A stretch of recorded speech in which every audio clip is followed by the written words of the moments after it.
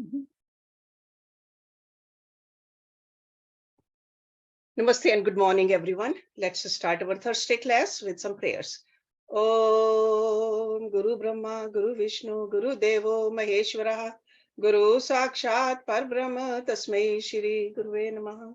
Om Bhur Bhavaswaha, Tatsavitra Varenayam, Bhargo Devasya Dhimahi, Dhiyo Yo Naha Prachodayat, Asto Ma Sadgamya, Tamso Ma Jyotirgamya, मृत्योर्मा अमृतं गम्य ओम सहनावतु सहना भुनक्तु सह वीर्यं करवावै तेजस्वी नावधीतमस्तु मा विद्विषावै ओम शांति शांति शांति ओम श्वेताश्वर उपनिषद chapter 3 verse number 6 and these two mantras mantra number 6 and 7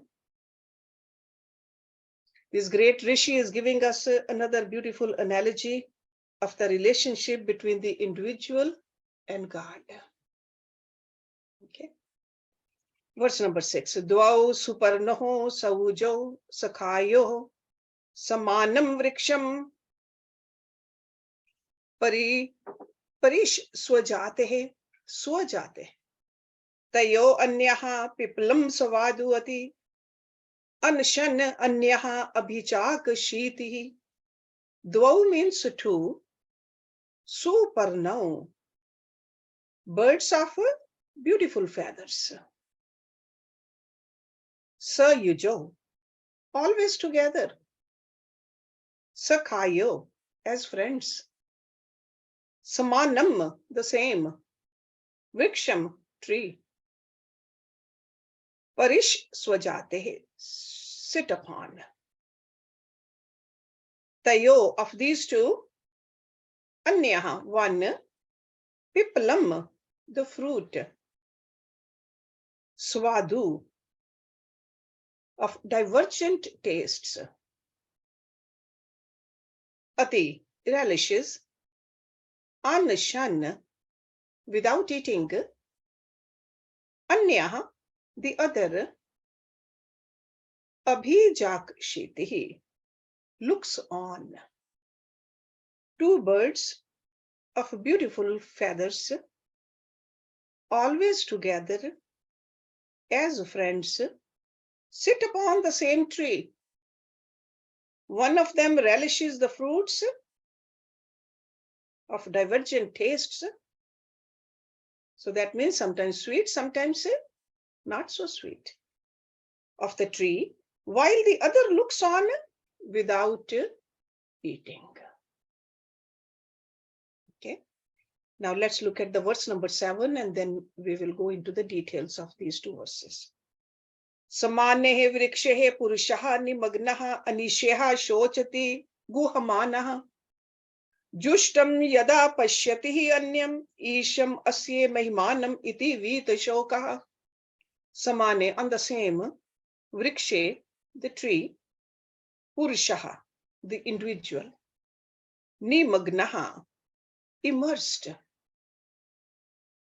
Anisheha, helplessly. Shochati, grieves. Guhamana, being deluded. Jushtam, worshipped. Yada means when. Pashyati, sees. Anyam, the other. Isham, the Lord. Asya, his. Mahimanam, glory. Iti means thus. Vitashokaha, free of sorrow. On the same tree, the individual remains immersed, helpless, and grieving in delusion. When he sees the other Lord and worships him, he sees all as his glory and becomes free from sorrow. So first of all, tree. Tree is that which can be felt. Body is like a tree because it can perish. Worldly existence is also compared to a tree. because it can be cut with the sword of attachment, sword of detachment. Because normally we are attached, so we got to get a sword which can detach it. And that's what Lord Krishna said. Asang shastrena dridena shitvaha. With the right knowledge,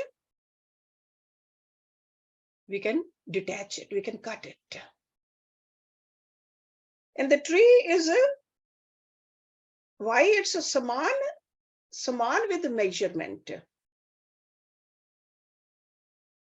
Like the tree, the body is also measured in terms of age, size, weight, and other parameters. So that is a tree. Two birds, the individual and the God, both live on the same tree in the body. And God over here is the Atma in this particular tree. They both are beautiful with strong wings, beautiful wings. Because of the wings, they can fly far and wide. And they are very closely connected with each other, Sayuja. In fact, they have always lived together from beginningless time, and even when the individual goes from body to body. Some people may live together but may not be friends or friendly with each other. They may dislike the other or to be indifferent towards the other. However, the individual and God are Sakhaya, deep friends. They're always seen together. They're called Saman Khyati. There where the individual is, God too is surely there. And they love each other dearly. So they not only live together, they love each other too. The individual bird, the Jivatma, identifies with the body and attains the finitude. But then he always seeks to become complete by eating the fruits of actions. And sometimes those fruits are sweet, sometimes sour. That's why this Jivatma is always restless and desiring, searching for new ways to make himself happy. Sometimes going to a movie or going for vacation or this concert, that person, always restless. And very often not getting what he desires, he experiences objective depression. That is a disease of modern times. He feels helpless, unable to give up either his wrong lifestyle or his fascination for the world. And in the quest for the pleasure, the individual often forgets his friend, the Lord. But the Lord never forgets him. Take your mind towards the Sugriva of Ramayana. He got his kingdom after years of exile with the help of Lord Ram. Then he got so engrossed in enjoyment that he forgot God and his promise to Lord Ram to search for Sita.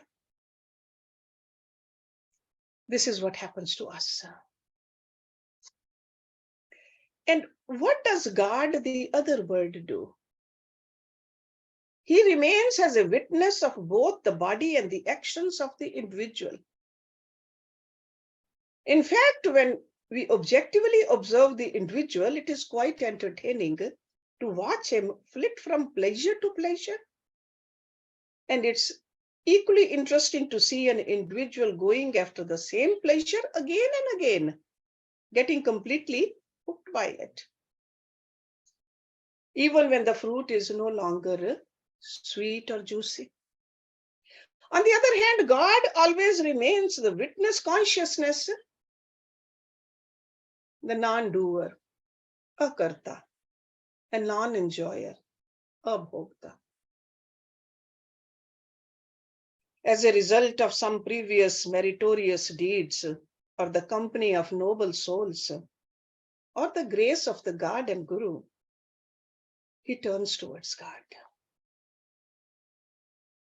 Once in a while, when he looks at God, he feels very happy and peaceful. But again, some worldly temptations come his way and he's off on a trip to the mall. After a time of going back and forth, there comes a time when he moves closer and closer to God. And finally realizes God as his own self.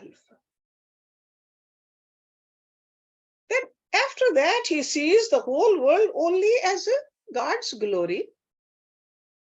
And this puts an end to all the sorrow. As finite individuals, we suffer in worldly existence.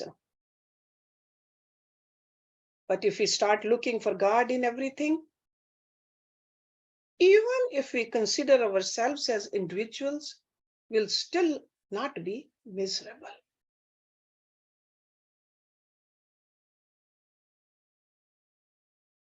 Liberation is assured for an earnest seeker.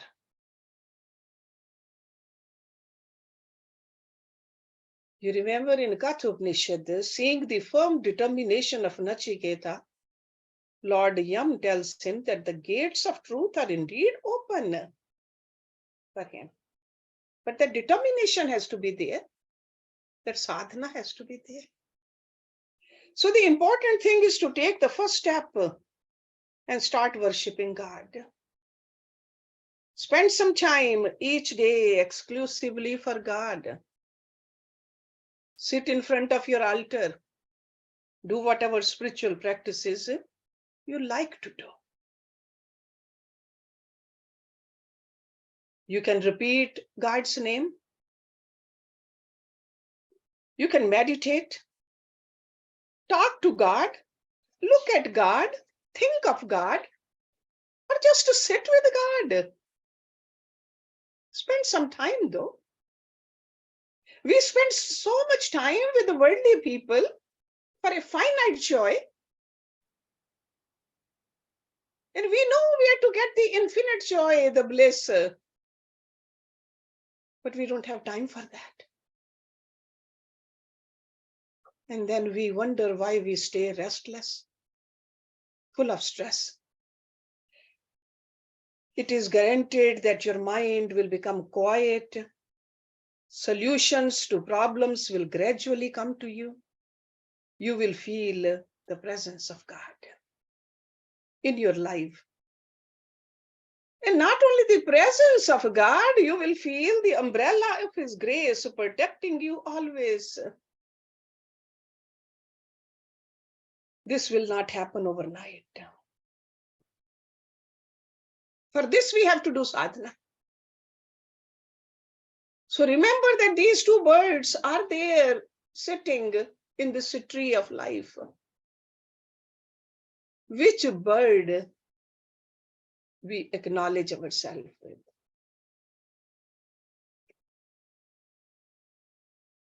Okay. So it's not that saintly people or the yogis, they have some special bird. Okay. So we got to just remember that we all are on the same path. It's up to us how much sadhana we do. In the next verse, verse number 8, this Rishi again urges us to know God through the study of the Vedas. These are the Vedas we are studying. Upanishads are part of Vedas. Richa akshrehe parme vyoman yasmin deva vishve adhinishedu ya tamna ved kim richaha karishyati ya it tad vidu te ime samasate. Richa, those are the Vedas. Akshare, in the imperishable.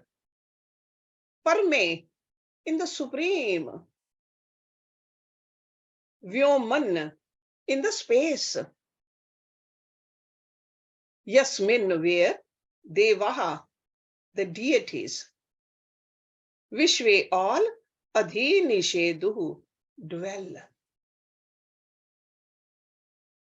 Second line, ya means who, tam means him, na means not, ved, no, kim, what, richa, the Vedas, karishyati, will do. Ya means who, it means thus, tad means that, vidu, no, te means they, ime who, samasate, remains fulfilled. The Vedas reside in the imperishable supreme space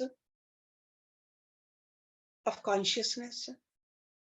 If you want to add that, where all the deities dwell, all the devatas. He who does not know that,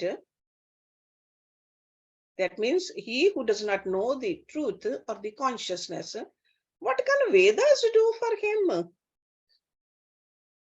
Those who know this, they remain fulfilled. So truth is there, but if we don't get attached to the truth, we stay miserable.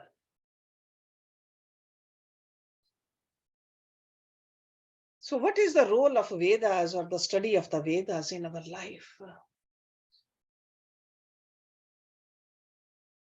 Vedas dwell in God. Everything exists in God, all knowledge, all powers and beings. And Vedas are the knowledge of the external laws that govern the world and knowledge of the supreme truth also. That's Vedas. They came from the mouth of God. That's why they naturally reside in Him. In fact, they are revealed by Him alone. It said that Vedas are the mirror to God. Whether the Vedic mantras, they speak of performance of rituals, attainment of heaven, worship of various deities, or our true nature,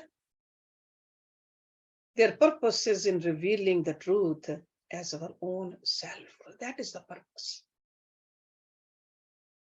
They teach us to recognize the Lord in the heart of all beings.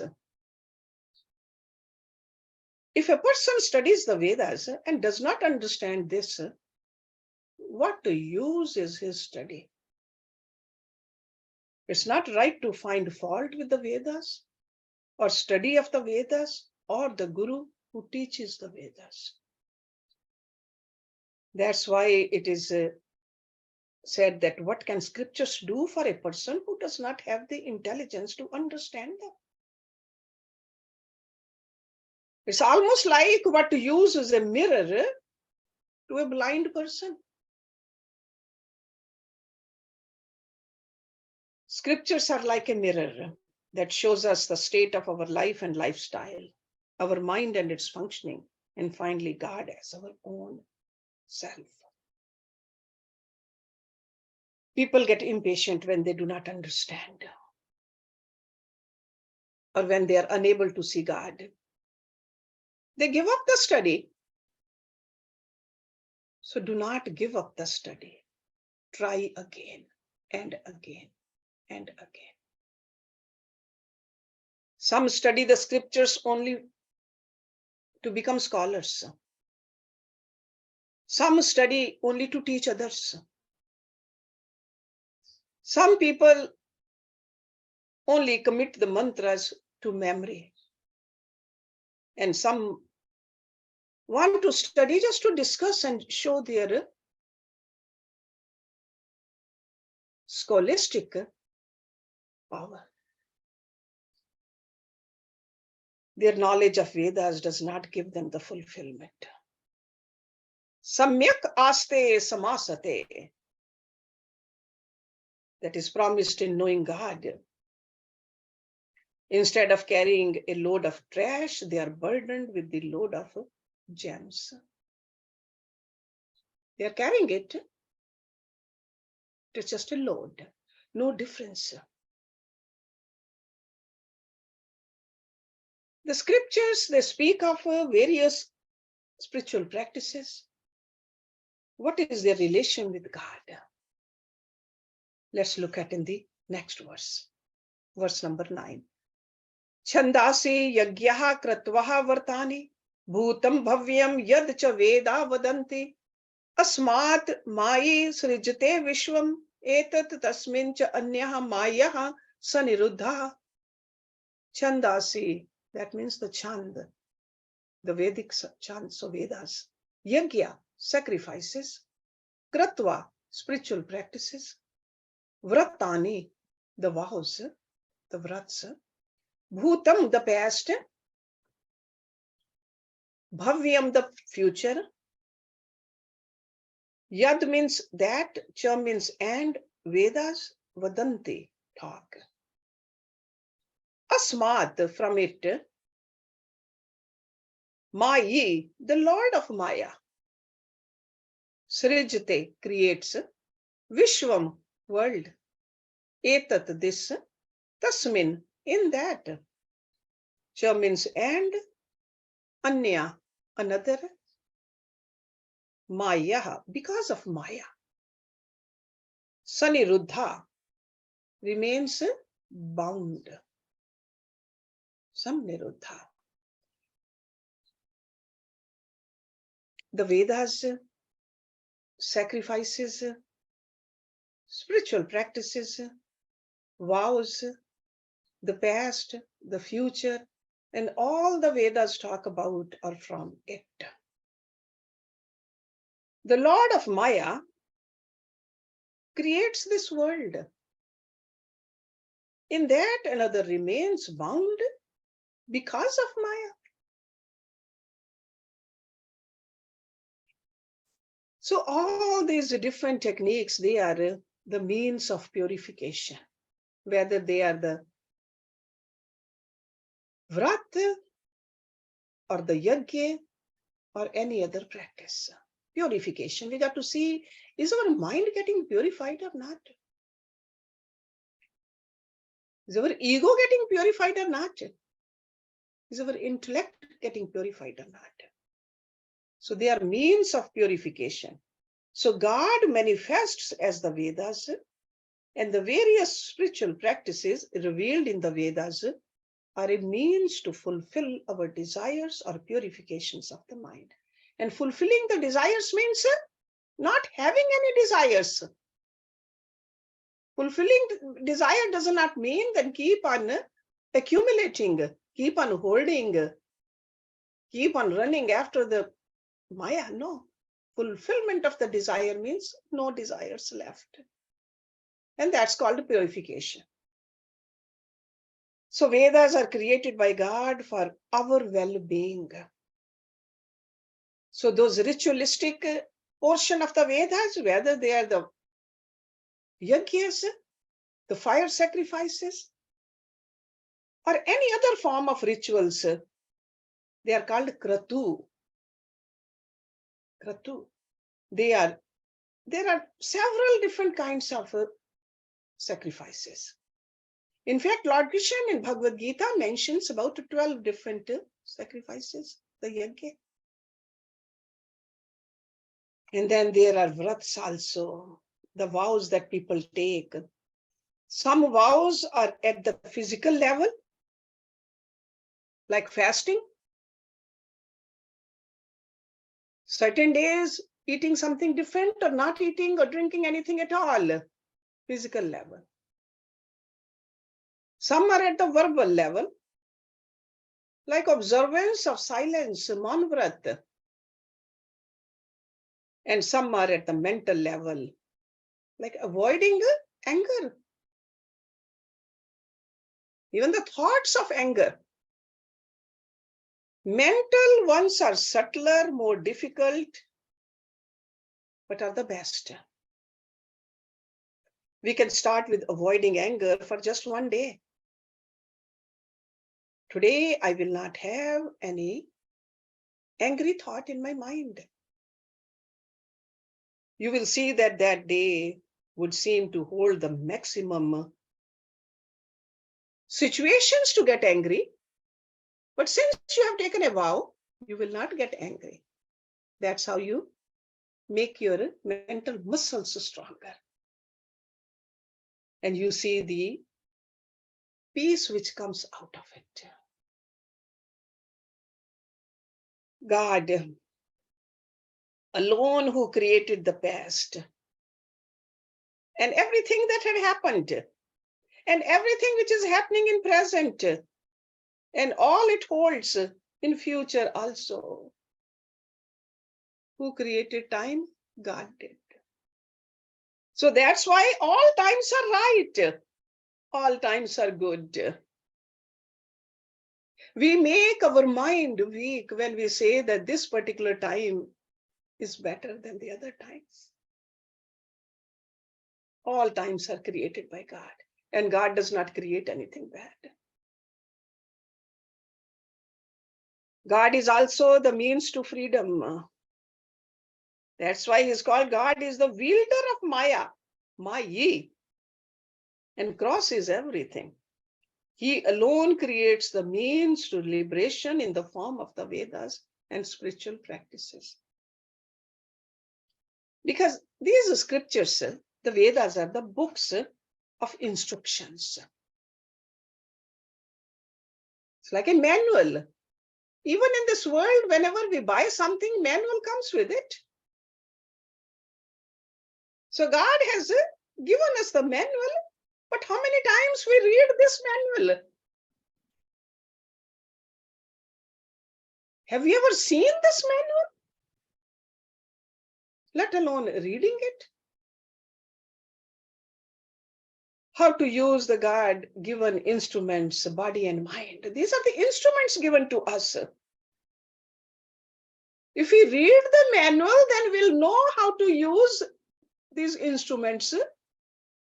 Only then we can even see that how to live happily in his creation. It's very easy to blame God. But did we do our part? Because when we do not follow these instructions, we get bound by Maya and we suffer. This is what this Rishi is telling us. And in the next mantra, he's throwing more light on the relationship between God and Maya. Mayam tu prakritim vidyat mayinam cha maheshwaram tasye avyavbhute tu vyaptam sarvam idam jagat. Mayam, Maya, tu means surely, prakritim, nature.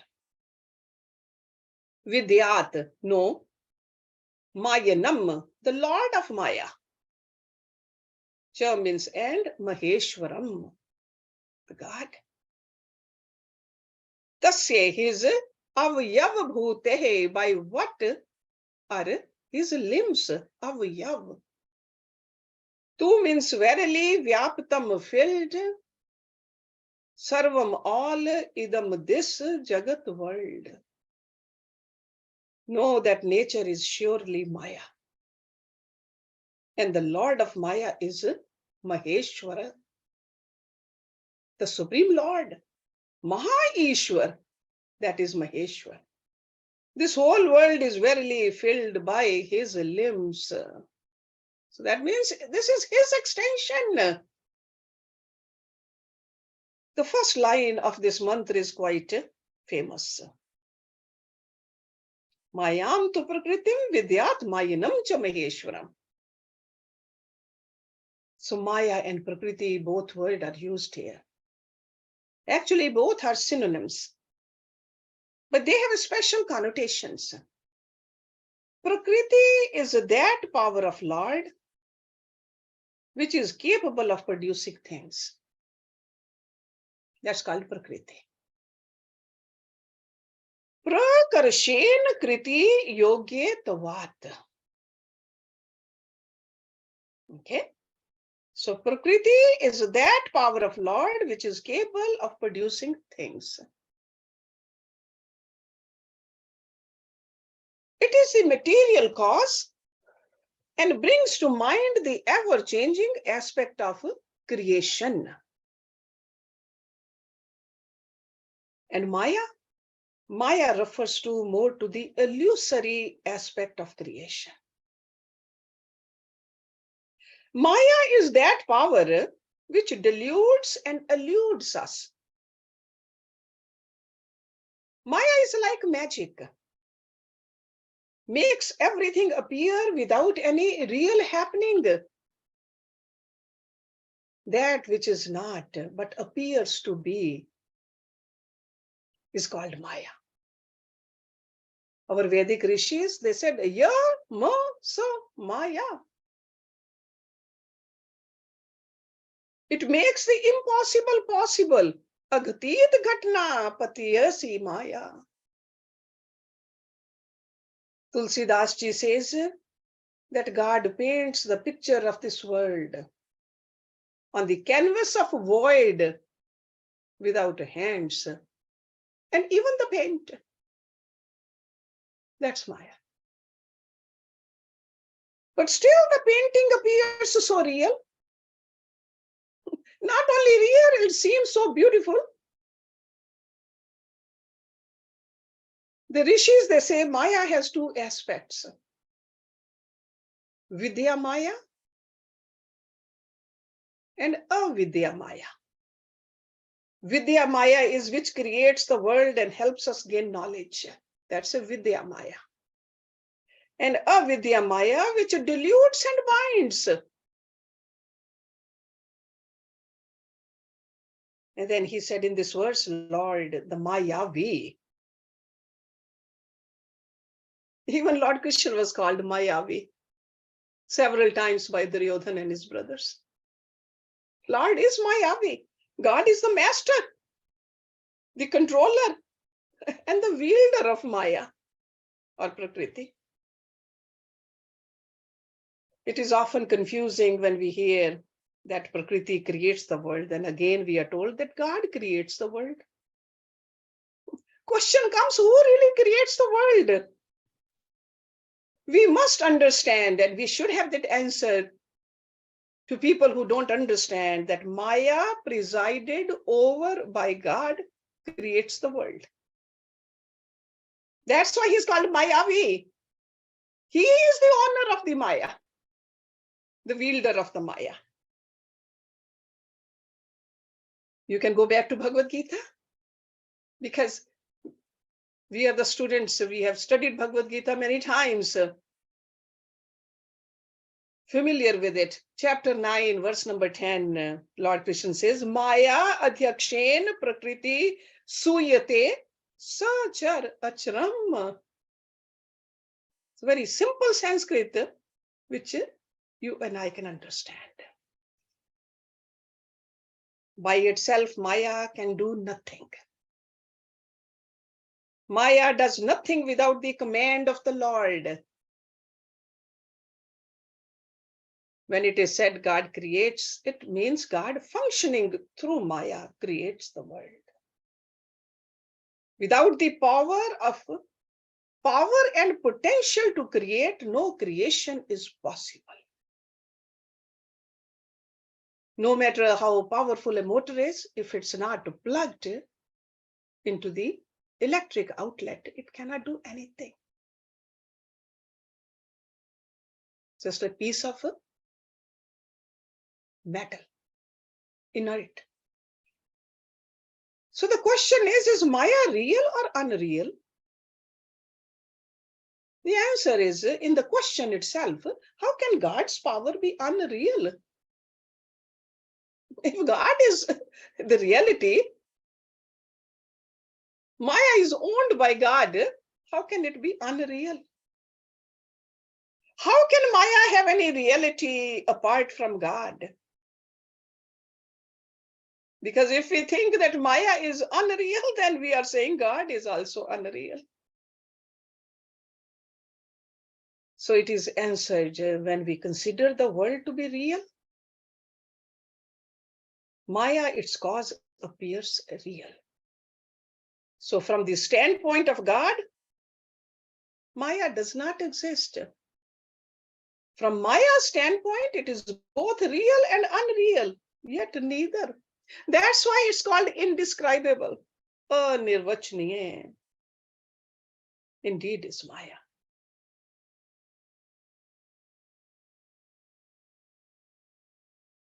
What gives total peace in life is given in the next mantra. Ya yone yonim adhitishtati ekaha yasmin idam sam eti cha vi etihi sarvam tam ishanam vardam devam idiam nichaye imam shantim atyantam etihi. Yo means who? Yoni, yonim, every womb. Adhitishtati, presides over. Ekaha, one, yasmin, in whom. Idam means this. Sam etihi, exists. Cha means and. Vi eti, dissolves, merges. Sarvam, all. Second line, tam means him. Ishanam, Lord. Vardam, the boons, like a bestowers of boons. Devam, the self-effulgent. Idiom, adorable. Nichaye, by realizing. Imam, this shantim, peace. Atyantam, supreme. Eti, attains. By realizing the one Lord who presides over every womb, in whom everything exists and merges, who bestows boons, and who is self-effulgent and adorable, one attains supreme peace. We can get peace only the giver of the peace. Peace resides in Lord only. First he says God is in every womb. It is God only who resides in every womb, presides over every womb, and protects and supports every womb. The scriptures say that there are 84 lakh different species. And there are millions of creatures of each species. And God is the indweller in all of them. All of them. So the phrase yonim, yonim has this meaning, and plus it also means that unmanifest Prakriti is the womb of entire creation. From that comes the manifest Prakriti, made up of the 5 subtle and gross elements. The manifest Prakriti then becomes all things and beings. But God presides over all wombs. And the womb of all wombs, that is Prakriti. God is the one who is the bestower of boons, Varad. See, whenever we see this like this is called a Vard, Hasta. Gurus have this. All the Devi Devtas, any form of God, one hand is always like this, Vard, Hasta. So that means they are giving us the blessing. God gives liberally. That's why he says, Varam dadati iti vardaha. He gives what we desire. When he appears before his devotee as a result of worships, he always says, Ask and it shall be granted. Sometimes our little mind says, why did he grant those boons to Ravan, those boons to Hiranyakashipu? But this is the law. Ask and it shall be granted. Nothing is impossible for him to give, as all is his alone. He owns it. He can give. He becomes adorable to many. That's why it's called idiom. Adorable. Anybody who gives us what we want, we start adoring. Because who will not adore someone who fulfills all their desires? But the sad part is, we don't know what to ask. With our little intelligence, we just ask something which will ultimately become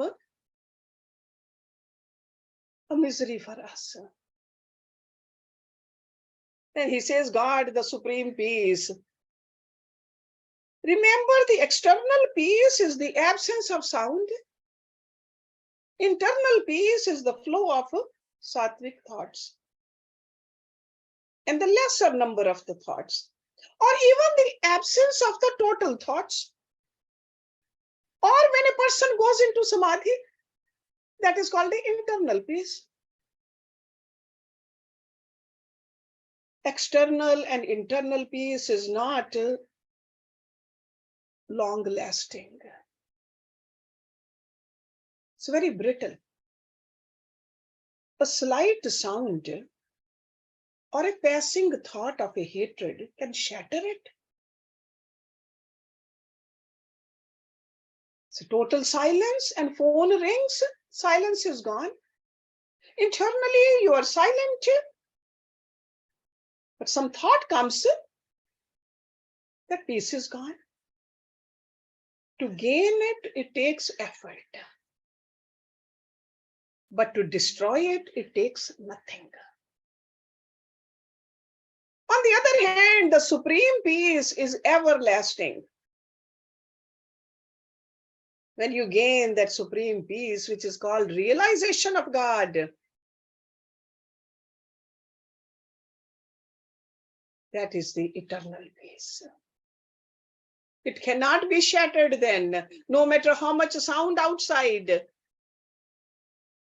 and how much this body is working, or how much this mind is thinking, that peace is there. That eternal peace cannot be shattered. Tesham shanti shashwati na itresham. Upanishad.